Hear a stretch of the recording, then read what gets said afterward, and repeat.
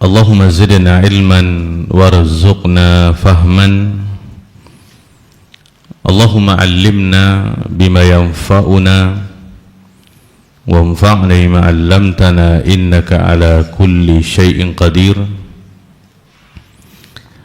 Allahumma ya hayyu ya qayyum bi rahmatika nastaghits fa aslih lana sya'nana kullah wa la takilna ila anfusina tarfata 'ain.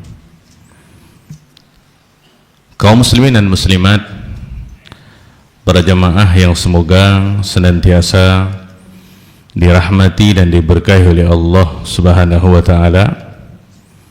Kita lanjutkan membaca tafsir Al-Qur'anil Azim Ibnu Katsir rahimahullahu taala, masih di ayat 275 daripada surah Al-Baqarah tentang hukum riba dan hal-hal yang berkaitan dengannya. Di sini beliau mengatakan rahimahullah, lanjutan pembahasannya, wa qala Ibnu Abi Hatim quri ala Muhammad bin Abdullah ibn Abdul Hakam akhbarana Ibnu Wahab akhbarani Jarir ibnu Hazim an Abi Ishaq al-Hamadani an Yunus yakni imra'atahu al-Aliyah binta Aifa anna Aisyata zawjin Nabi sallallahu alaihi wasallam qalat laha ummu muhabbah ummu walad li Zaid bin Arqam. Jadi ummu muhabbah ini para jamaah, dia adalah ummu walad kepada Zaid bin Arqam. Ummu walad itu adalah istilah ketika seorang hamba perempuan punya anak daripada tuannya, kemudian tuannya mengaku itu anaknya. Jadi wanita ini namanya adalah ummu walad. Jadi ummu muhabbah ini pernah mengatakan kepada Aisyah radhiyallahu anha, dia mengatakan, ya ummul mu'minin ata'rifina Zaid bin Arqam, wahai ummul mu'minin yaitu Aisyah radhiyallahu anha, apakah engkau kenal dengan Zaid bin Arqam? Qalat na'am, iya. Qalat, maka dia mengatakan, fa inni bi'tuhu 'abdan ilal adha bi thamani mi'atin. Aku pernah menjual seorang hamba kepada Zaid bin Arqam secara atau ini secara pembayaran yang ditunda dengan harga 800. Fahtaja ila thamani, maka tiba-tiba Zaid ini perlu kepada uang. Fastaraituhu qabla mahallil ajali bi 600. Jadi sebelum selesai tempoh pembayaran, Zaid bin Arqam butuh uang, maka aku kembali membeli hamba yang sudah kujual kepadanya tadi seharga 600. Jadi dia jual 800 kepada Zaid bin Arqam, tapi pembayarannya ditunda harga itu. Tiba-tiba Zaid bin Arqam ini butuh kepada uang radhiyallahu an, sehingga ummu muhabbah ini kembali membeli hamba tersebut daripada Zaid seharga 600. Faqalat, maka Aisyah radhiyallahu anha mengatakan, bi sama syaraiti wa bi sama ishtaraiti, alangkah buruknya yang engkau jual, alangkah buruknya yang engkau beli. Ablighi Zaidan, sampaikan kepada Zaid, annahu qad abtala jihadahu ma'a Rasulillah sallallahu alaihi wasallam. Sampaikan kepada Zaid bahwasanya ketika dia melakukan transaksi jual beli seperti ini, maka secara otomatis akan membatalkan jihadnya bersama Nabi sallallahu alaihi wasallam illam yatub, kalau dia tidak bertaubat. Qalat faqultu, Maka Ummu Muhabbah ini mengatakan kepada Aisyah radhiyallahu anha, ara'aiti in taraktu mi'ataini wa akhadtu sittami'ah. Bagaimana pendapatmu kalau seandainya aku tidak jadi mengambil yang 200, tapi aku hanya mengambil yang 600 saja? Qalat na'am, iya, kata Aisyah.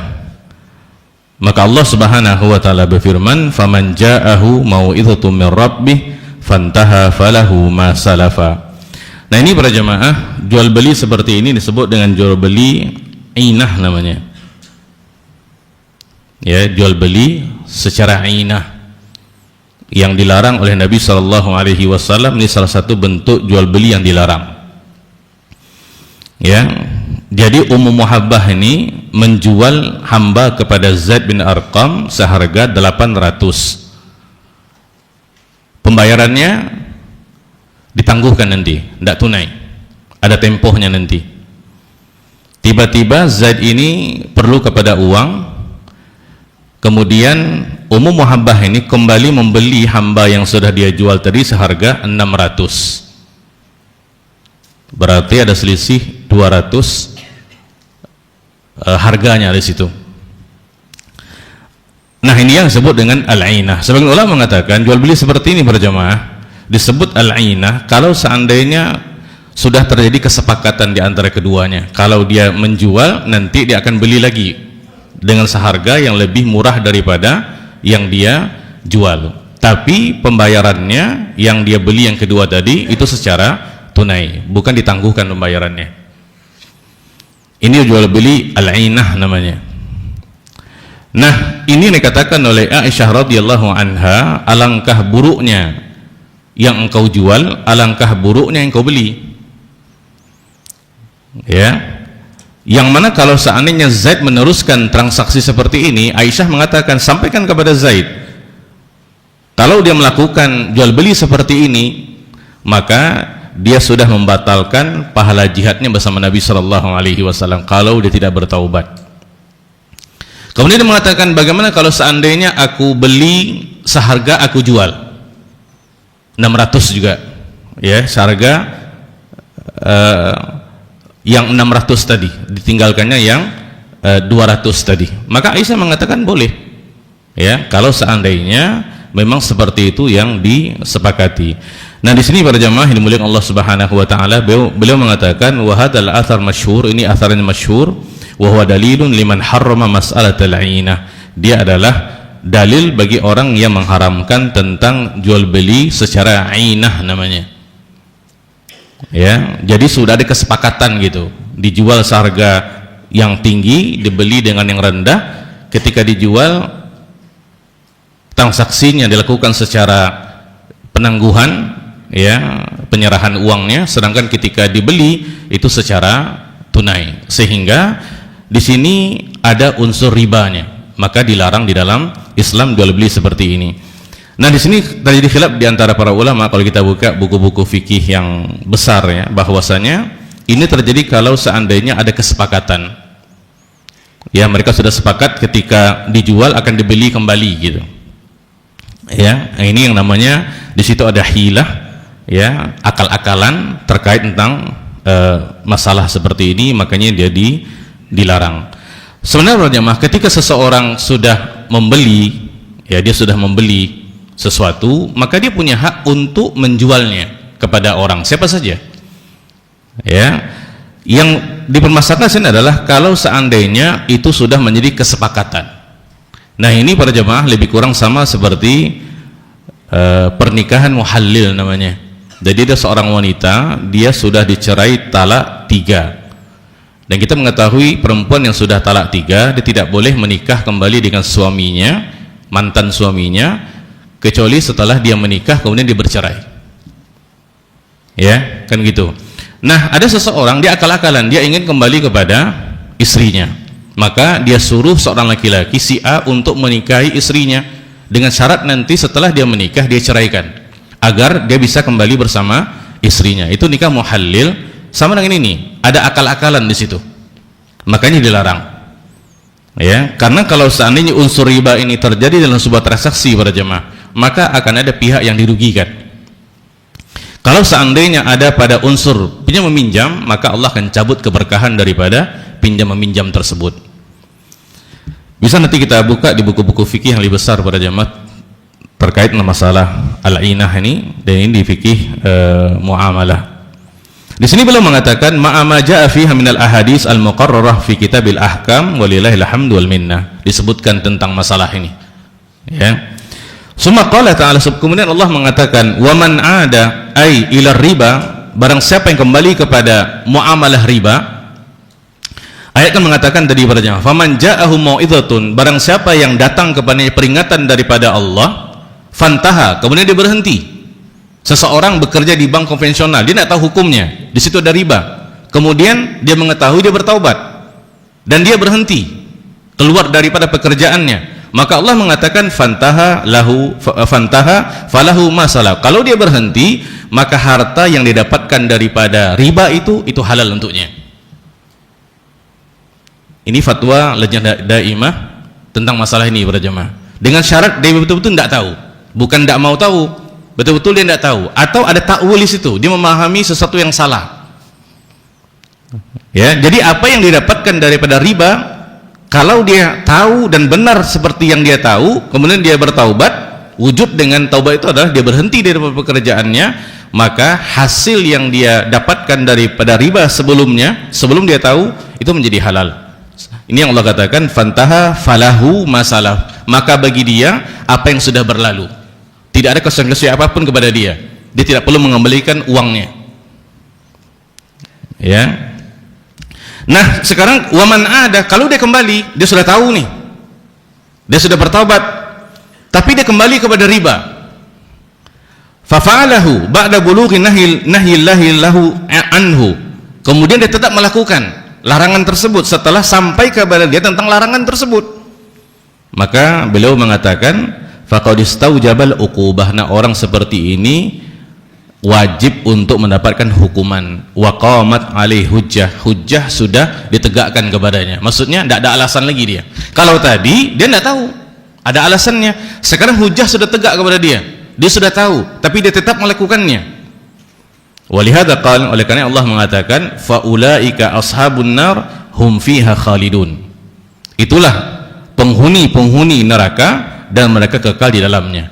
Ini bagi siapa para jemaah? Orang yang kembali bermuamalah dengan riba setelah dia tahu hukumnya haram. Tapi kalau dia sebelumnya bermuamalah tidak tahu dia, kemudian tahu, dia bertaubat, berhenti, maka apa yang dia dapatkan daripada harta riba itu menjadi halal, ya. Maka Allah katakan fantaha falahu masalab, untuknya apa yang sudah berlalu, tidak ada konsekuensi apapun daripada hartanya tersebut. Baik para jemaah yang dimuliakan Allah Subhanahu wa taala, waqad qala Abu Dawud haddatsana Yahya ibnu Ma'in akhbarani Abdullah bin Raja al-Makki, ini daripada Jabir bin Abdullah qala lamma nazalat alladziina ya'kuluna ar-riba la yaqumuna illa kama yaqumu alladhi yatakhabbathu asy-syaitanu minal mas, qala Rasulullah sallallahu alaihi wasallam man lam yadril mukhabarah falya'dzan bihabl minallahi wa rasulih. Barang siapa tidak meninggalkan mukhabarah, maka izinkanlah peperangan daripada Allah dan Rasulnya. Di sini para jemaah, mukhabarah ini disebutkan oleh para ulama, dia adalah menyewa lahan dengan bayaran sebagian dari apa yang dihasilkan oleh lahan itu. Jadi seseorang menyewa lahan sesuai dengan luasnya, kemudian pembayarannya daripada hasil yang dihasilkan daripada lahan tersebut, itu mukhabarah namanya. Nah di sini para jemaah dimuliakan Allah Subhanahu wa taala, ini hadis di dalam Mustadraknya Al-Hakim dan sahih menurut syaratnya Muslim, tapi beliau rahimahullah tidak mengeluarkan hadis di dalam kitab sahihnya. Di sini para jemaah beliau mengatakan wa inna ma hurrimat al-mukhabarah wa hiya al-muzara'ah. Jadi mukhabarah ini sama dengan al-muzara'ah. Bi ba'di ma yakhrib min al-ard. Jadi seseorang menyewa lahan, kemudian pembayarannya daripada hasil lahan tersebut sebagiannya. Ya. Nah, di sini juga wal muzabana, ada namanya istilahnya muzabana. Wahia, dan dia adalah istira'ur rutabi fi ru'usin nakhli bitamri ala wajhil ardi. Seseorang menjual rutab, kurma yang masih basah yang ada di atas pohon, dibeli dengan kurma yang sudah dipetik.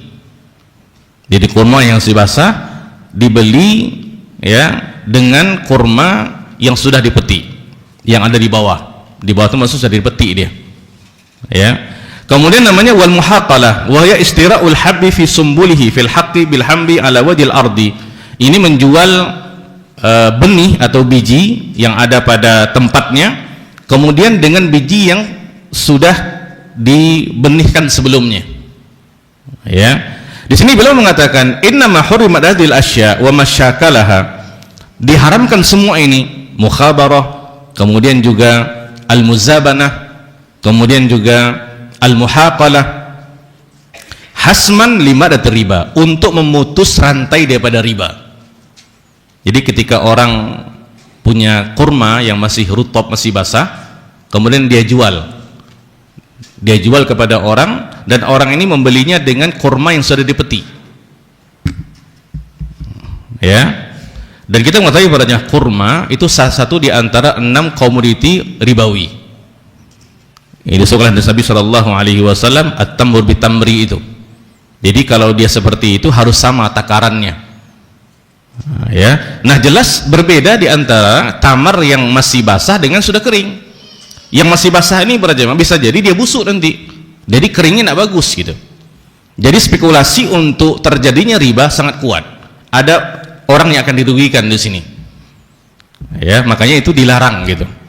Nah, di sini beliau mengatakan, kenapa dilarang? Karena tadi jual beli seperti ini atau transaksi yang seperti ini itu untuk memutus rantai riba. Kenapa demikian? Li'annahu la yu'lam at-tasawi baina syai'aini qabla al-jafaf. Karena tidak diketahui persamaan di antara kedua ini, tamar yang masih basah dengan tamar yang sudah kering, kecuali sebelum dia kering. Jadi tidak tahu dia bagaimana kualitasnya.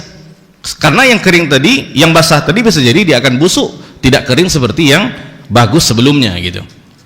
Ya. Walihada qala al-fuqaha, ini disebutkan oleh para fuqaha, ada sebuah kaidah para jemaah. Dia adalah al-jahlu bil mumatsalah ka haqiqatil mufadalah. Ya. Maksudnya adalah tidak diketahuinya persamaan ya di antara dua barang itu sama dengan mufadalah, sama dengan ada kelebihan pada salah satu pihaknya. Kalau kita tidak tahu persamaan di antara keduanya. Sekarang ada kurma yang basah dijual dengan kurma yang kering. Dan kita tidak tahu ada persamaan di sini para jemaah. Al-jahlu di situ. Ya, karena yang satu basah, yang satu kering. Yang basah ini bisa jadi dia nanti keringnya tidak seperti yang sudah kering, yang bagus gitu. Nah, ketika seseorang tidak mengetahui persamaan suatu barang, maka unsur mufadalah, ada kelebihan pada salah satunya, itu sangat besar. Kan kalau kita jual kurma dengan kurma harus sama takarannya. Tidak boleh ada sedikit pun yang berlebih. Kalau berlebih nanti maka dia menjadi riba. Maka kita tidak boleh menjual buah-buahan yang masih di pokoknya, di pohonnya, sebelum dipetik. Kita punya rambutan contohnya para jemaah. Kita katakan ini rambutan 100 pohon, ini sudah berbuah nih, tapi masih hijau. Sudah kita jual dengan harga sudah masak, dibeli oleh orang. Kita tidak tahu nanti para jemaah, apakah memang nanti dia masaknya sempurna atau nanti gagal. Apapun bisa terjadi. Itu tidak boleh para jemaah. Ya. Ini yang disebutkan oleh beliau tentang mukhabarah muzara'ah dengan al-muhaqqalah ini. Ya. Nah, di sini beliau mengatakan wa min hadza harramu asya'a bima fahimu min tadqiqil masalik al-mufdi ila riba. Daripada sini para jemaah, mereka mengharamkan, para ahli fikih mengharamkan tentang sesuatu yang dapat menjurus kepada riba. Apapun jual beli yang menjurus kepada riba itu diharamkan.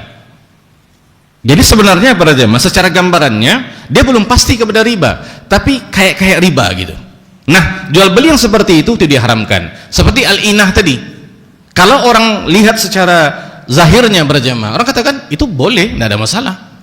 Kan harga yang pertama itu secara penangguhan, sedangkan harga yang kedua itu secara cash. Tidak ada masalah berarti. Perbedaan di antara harga kredit dengan harga cash kan boleh. Tapi di sini berjamaah yang dipermasalahkan para ulama adalah ada kesepakatan di situ. Nah, ini yang dilarang gitu. Itu yang disebut dengan akal-akalan tadi. Kemudian wal wasail musilah ilaihi, dan setiap sarana yang menghantarkan seseorang kepada riba itu dilarang. Nah, ya, mungkin kalau di kita berjamaah seperti sewa lahan sawah lah contohnya. Apakah digadaikan dengan berbagai bentuk transaksinya berjamaah. Itu kan kadang-kadang kalau kita tidak detail dengan hal-hal seperti ini berjamaah, itu akan terjerumus kepada riba karena pembayarannya dibayar sebahagiannya daripada hasil sawah itu. Dan kita belum tahu hasilnya berapa berjamaah. Kalau setengahnya, contohlah setengahnya, ternyata ada kerugian di situ, hama kah, faktor alam kah, itu siapa yang akan menanggungnya? Sedangkan mereka sudah kesepakati sebelumnya. Jadi ada pihak yang dirugikan berjamaah. Ya. Dan memang nanti beliau akan terangkan di antara permasalahan yang rumit dalam Islam itu masalah riba. Ya, karena gambarannya kalau tidak detail kita susah untuk menentukan hukumnya. Ini betul riba apa enggak ini? Ya. Di sini beliau mengatakan wa tafawuti nadharihim, dan perbedaan pandangan mereka para ulama bihasbi ma wahaballahu likullin minhum minal ilmi, sesuai dengan apa yang Allah berikan kepada mereka daripada ilmu. Allah sudah berfirman, kata beliau, wa fawqa kulli zi ilmin alim, di atas orang yang punya ilmu ada orang yang berilmu lagi. Nah, makanya kan di zaman sekarang jangan diperlukan orang-orang yang memang spesialisnya di situ gitu, sehingga dia bisa memahami tentang masalah-masalah seperti ini, kaidah-kaidahnya. Ya, karena kalau tidak paham di kaidah-kaidahnya sulit untuk menentukan ini riba apa enggak nih. Ya, kayaknya boleh gitu. Apalagi kalau kita perhatikan banyak muncul bentuk-bentuk transaksi pada zaman sekarang ini, ya, yang seolah-olah itu dikatakan boleh. Ya. Baik para jemaah yang dimuliakan Allah Subhanahu wa taala. Di sini beliau mengatakan wababur riba, pembahasan riba ini kata beliau min ashkalil abwab ala kathir min ahlil ilmi. Ini merupakan bab pembahasan yang paling sulit menurut kebanyakan daripada para ulama. Para ulama saja berarti ketika mereka menentukan tentang masalah riba ini masalah yang sulit gitu. Apalagi kita orang awam. Ditanya ini macam mana Ustaz? Ustaznya apa pening gitu. Nah, macam mana ini? Kayaknya boleh gitu. Ya. Waqad qala Amirul Mukminin Umar bin Khattab radhiyallahu an, beliau mengatakan salasun waditu anna Rasulullah sallallahu alaihi wasallam ahida ilaina fihinna ahdan nantahi ilaihi. Jadi beliau mengatakan kepada jemaah ada 3 masalah kata Umar yang aku ingin, kata beliau, bahwasanya Rasulullah sallallahu alaihi wasallam menerangkan kepada kami dengan keterangan yang memuaskan, maka akan selesai. Ini di sini ulama mengatakan bukan berarti beliau mengkritisi Nabi sallallahu alaihi wasallam, bukan. Ya, tetapi ini suatu permasalahan yang sulit. 3 ini. Yang pertama adalah tentang masalah al-jaddu. Nah, ini warisan atau waris untuk al-jadd, kakek. Kakek para jemaah, ketika seseorang meninggal, kemudian dia punya kakek, punya saudara kandung, punya ayah. Nah, itu sulit nih kakek ini perginya kemana nih para jemaah? Kan kalau di ilmu waris, ya kakek ini kan dia adalah asal, dia ke atas. Kalau ke atas asal namanya, itu namakan ayah, kakek, buyut. Kalau ke bawah furu' namanya, itu anak, cucu. Kalau ke samping hawashi, itu paman sebelah ayah, paman sebelah ibu. Ya, nah pembahasan tentang masalah kakek ini juga pembahasan yang rumit para jemaah dalam ilmu warisan. Yang pertama, kemudian wal kalalah. Ini yang disebutkan di akhir surah An-Nisa, di ayat yang terakhir, di juz yang ke-6.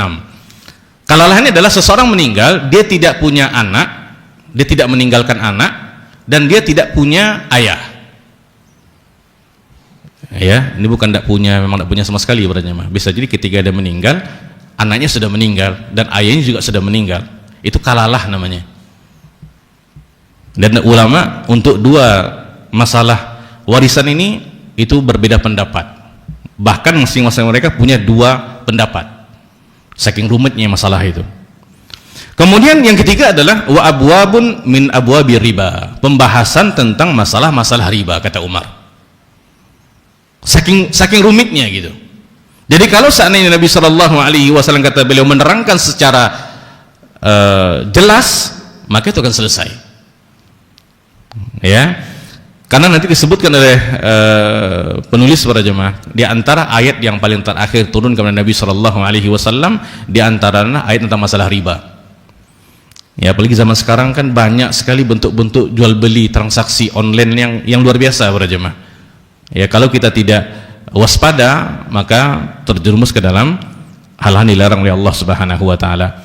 Di sini beliau mengatakan Ibnu Katsir rahimahullah, yakni bidzalika ba'dal masail allati fiha syaibatur riba. Permasalahan-permasalahan yang merupakan cabang-cabang daripada riba. Ya, wasyari'ah syahidah, dan syariat menjadi saksi bi anna kulla haramin, setiap sesuatu yang haram, fal wasilatu ilaihi mithluhu, maka sarana yang menuju kepada yang haram itu hukumnya juga haram. Ya, jadi kalau syariat mengharamkan sesuatu, maka segala sesuatu yang menjurus kepada yang haram ini dia menjadi haram juga, walaupun fungsinya hanya sarana saja, bukan faktor utamanya. Li'anna ma afdha ilal haram haram, karena sesuatu yang menghantarkan kepada haram menjadi haram dia.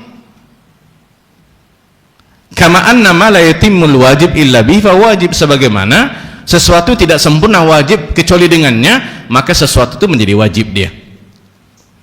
Ya, kalau kita bawa ke contoh kaidah fikih para jemaah, seseorang yang sholat dia wajib menutup aurat, kan ya, menutup aurat tidak akan terjadi kecuali ketika dia punya pakaian ini mesti dibelinya. Maka ulama mengatakan membeli pakaian untuk menutup aurat sholat itu hukumnya wajib, karena dia sarana untuk wajib. Nah, itu dia. Sama seperti yang haram tadi, segala sesuatu yang menghantarkan seseorang kepada riba haram, maka hukumnya menjadi haram. Seperti yang tadi, seseorang menjual buah yang masih di pohon dengan buah yang sudah dipetik, dia tukar, dia barter seperti itu. Sedangkan kalau seandainya itu kurma, jelas ini merupakan satu di antara 6 komoditi ribawi sebenarnya Nabi Shallallahu Alaihi Wasallam. Yang dia kalau di barter seperti itu, maka dia mesti mathalan bi mathalin, ya dan biyadin, harus sama, tidak boleh berbeda, dan harus penyerahannya secara tunai, tidak boleh ditangguhkan. Ya. Kemudian beliau mengatakan, waqad thabata fi sahihaini 'an Nu'man bin Bashir qala sami'tu Rasulullah sallallahu alaihi wasallam yaqul innal halala bayyinun wa innal harama bayyinun, sesungguhnya halal itu sudah jelas, haram itu sudah jelas, wa baina dzalika umurun mushtabihat, dan di antara keduanya ada perkara-perkara yang syubhat, samar-samar. Faman ittaqa syubhat, barang siapa yang memelihara dirinya daripada syubhat, ya, istabra ali dinihi wa irdi, dia sudah mensucikan agama dan kehormatannya. Wa man waqa'a fi syubhat, barang siapa yang terjerumus ke dalam perkara-perkara syubhat, waqa'a fil haram, dia sudah terjerumus ke dalam perbuatan-perbuatan yang haram. Karra'i yar'a haulal hima yushiku ayyarta'a fi, seperti seorang pengembala yang dia mengembalakan hewan gembalaannya di sekitar tanah larangan. Yushiku ayyarta'a fi, dikhawatirkan dia justru malah melanggar tanah larangan tersebut. Nah, ini makanya para jamaah, sesuatu yang syubhat walaupun belum jelas tentang keharamannya, maka hukum dalam Islam itu adalah ditinggalkan. Ya. Baik para jemaah yang dimuliakan Allah Subhanahu wa taala. Hadis daripada Hasan bin Ali radhiyallahu anhuma qala sami'tu Rasulullah sallallahu alaihi wasallam yaqul da' ma yaribuka ila ma la yaribuk. Tinggalkan apa yang meragukanmu kepada perkara tidak meragukanmu. Nah, jadi kalau kita ragu dengan sesuatu, tinggalkan. Ya. Maka jual beli yang sudah jelas kehalalannya para jemaah. Kan asal dalam muamalah itu ibahah para jemaah. Ya, kan beda dengan kaidah asal dalam ibadah itu diharam. Kalau dalam masalah muamalah dia boleh, kecuali ada dalil yang mengharamkannya. Makanya sebenarnya para jemaah, bentuk-bentuk jual beli yang dihalalkan itu sangat banyak. Kenapa demikian? Yang dilarang itu adalah pengecualian daripada jual beli itu. Nah, itu. Ya, dan itu hanya sedikit para jemaah. Tapi anehnya kadang-kadang orang lebih cenderung kepada yang sedikit itu. Dia dekat-dekat ke situ. Seperti kita katakan mukhabarah tadi, muzara'ah para jemaah. Seseorang menyewa lahan, kemudian transaksinya dia mengatakan setengah daripada hasil lahan ini itu yang saya akan bayarkan ke kamu, setengahnya uangnya cash, setengahnya daripada hasil lahan ini. Sedangkan hasil lahannya belum tentu berapa jumlahnya para jemaah. Bagaimana dia bisa mengkalkulasikan seperti itu sehingga nanti ada pihak yang akan dirugikan? Kalau jual beli para jemaah tidak ada yang dirugikan. Yang satu dapat untung, yang satu dapat barangnya, itu jual beli. Tapi kalau riba, itu kezaliman. Sama dengan kita mengambil harta saudara kita secara paksa, dia tidak itu sebenarnya, tapi tidak ada pilihan. Apalagi zaman sekarang berjemaah, kalau kita katakan jangan membeli secara kredit, apakah mobil kah, apakah Honda kah, dia akan mengatakan kalau kita tidak ambil secara kredit, kapan kita punya kendaraan, kapan kita punya rumah kalau tidak KPR contohnya. Nah itu. Sehingga memang seperti dikatakan oleh Nabi SAW di dalam ayat juga setelahnya, Allah Subhanahu wa taala cabut keberkahan daripada jual beli yang ada unsur riba di situ para jemaah. Jadi walaupun hal-hal seperti ini belum jelas tentang ribanya, tapi dia menjurus kepada riba, maka sebaiknya kita tinggalkan. Ya, tapi kalau seseorang punya lahan dia sewakan, tapi pembayaran bukan daripada hasil lahan, tidak ada masalah. Tergantung berapa lama dia sewakan. Ini kan ijarah namanya para jemaah. Kita punya tanah nih, kita sewakan kepada orang, mungkin dia buat pondok-pondok kecil di situ untuk dia berjualan. Kita katakan sebulan seperti ini, setahun seperti ini, tidak ada masalah. Tapi kalau kita sewakan untuk menanam, kemudian dia katakan ini setengahnya saya bayar, setengahnya daripada hasil ini. Iya, kalau seandainya hasil panennya lebih daripada setengah, kalau kurang, tentu dia akan rugi para jemaah. Ya, di sini tentang masalah untung rugi ini sesuatu yang harus diperhatikan para jemaah. Makanya seperti dikatakan oleh beliau rahimahullah Ibnu Katsir, di antara perkara-perkara yang sangat rumit dalam masalah agama ini termasuk di antaranya adalah masalah riba.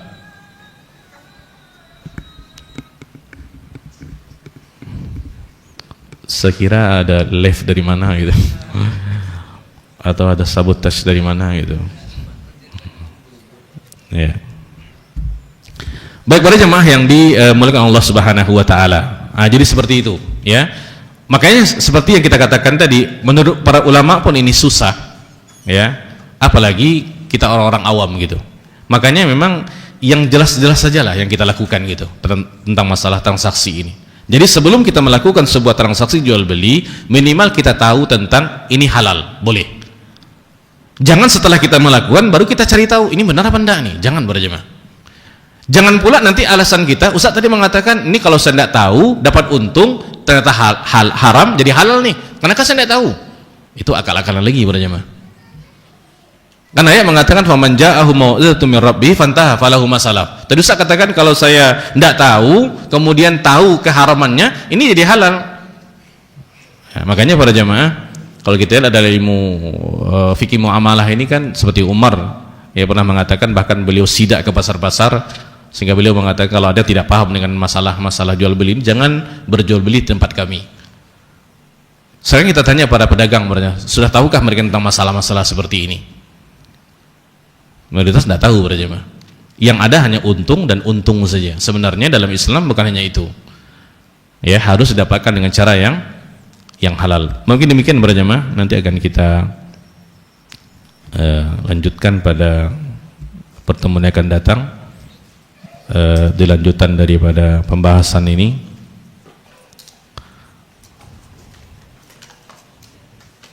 Ini di hadis da' ma yuribuka ila ma la yuribuka. Mungkin demikian. Wassallallahu wasallam ala nabiyina Muhammadin wa ala alihi washabbihi wasallim. Wassalamualaikum warahmatullahi wabarakatuh.